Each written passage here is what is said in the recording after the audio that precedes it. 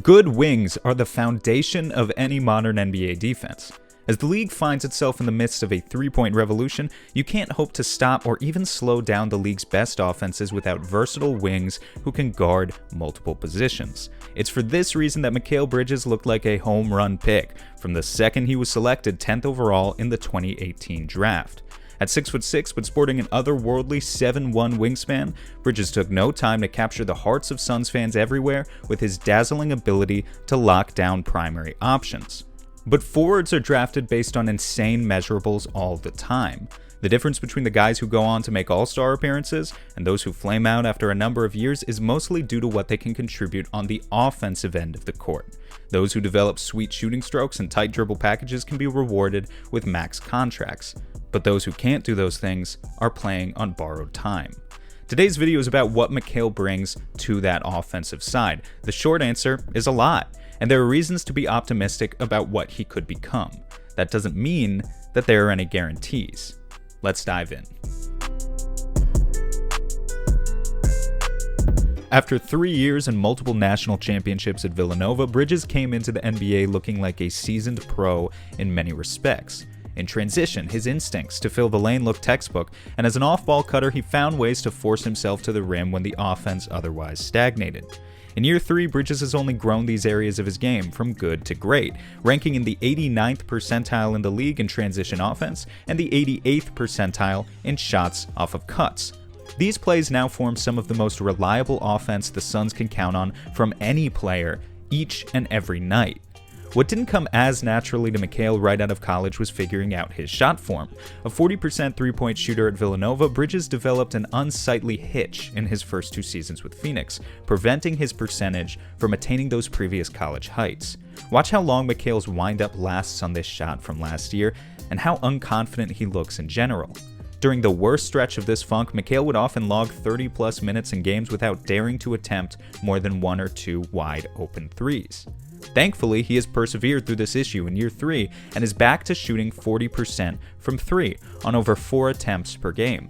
Notably, Mikal looks comfortable. His shot is now one fluid motion, making his balance and energy flow consistent from shot to shot.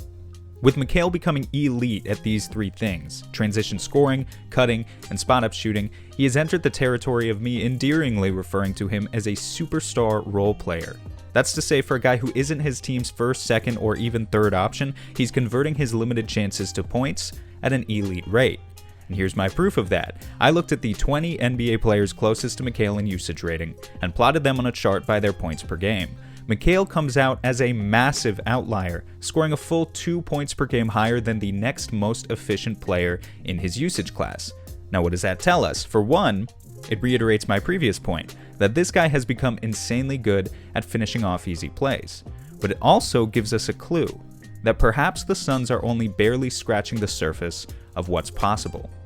For the first time in his career, Mikal is giving us glimpses of being a legitimate triple threat, working to get to his spots and score in the mid-range. While this is a relatively small part of his offense, Bridges is shooting 50% in the mid-range, second on the team behind only Chris Paul.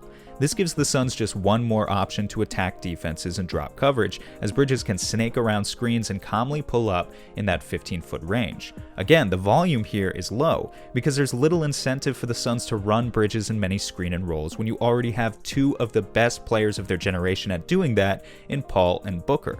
But when Bridges is the pick-and-roll ball handler this season, he's scoring a career-high 1.09 points per possession, which ranks in the 93rd percentile league-wide.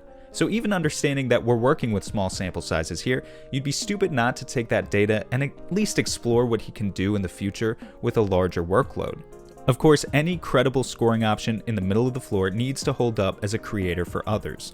In the past, the Suns have had high-scoring wings who simply weren't willing to make selfless reads, and that led to the end of their tenure with the team.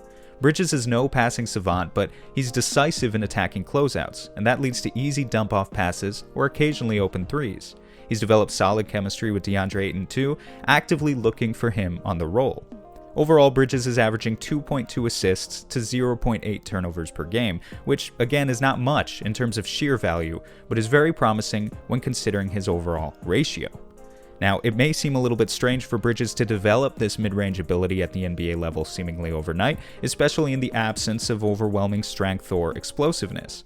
The catalyst, then, has been his length, and more specifically, developing the confidence to use it in the right ways. Suns commentator Eddie Johnson speaks frequently about how Bridges is so long, nobody is going to block his jump shot.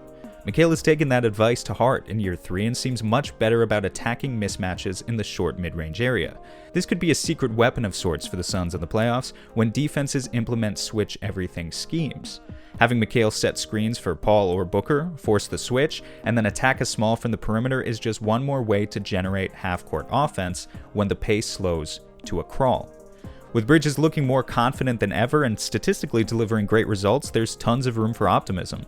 But one thing is still standing in Mikal's way from becoming one of the NBA's great scorers, and that's his avoidance of contact at the rim. The NBA's best scorers don't just pass or shoot, they keep a constant fear of foul trouble in the minds of their opponents. And for as good as Bridges has looked, he's not putting a ton of pressure on the rim with his drives, often stopping short and settling for jumpers. Bridges draws a foul on only 2.8% of all drives to the basket this season, which is pitifully low for a guy who would want to take on greater responsibilities in the future. For comparison, Booker draws a foul on over 7% of his drives, and many Suns fans think even he has been too shy of the free throw line this season. In many of these plays, you can feel Bridges' reverence for some of the league's best rim protectors, as he stops short of them for a floater. But that's simply a wall he'll have to push through in order to get to the next level. As we try to project what Mikal could become, one path that feels realistic to me is Chris Middleton. Middleton's third-year stats are remarkably similar to Mikal's, and he entered the league with a similar set of skills: artful mid-range shooting, good but not great long-distance shooting, and a general lack of pressure at the rim.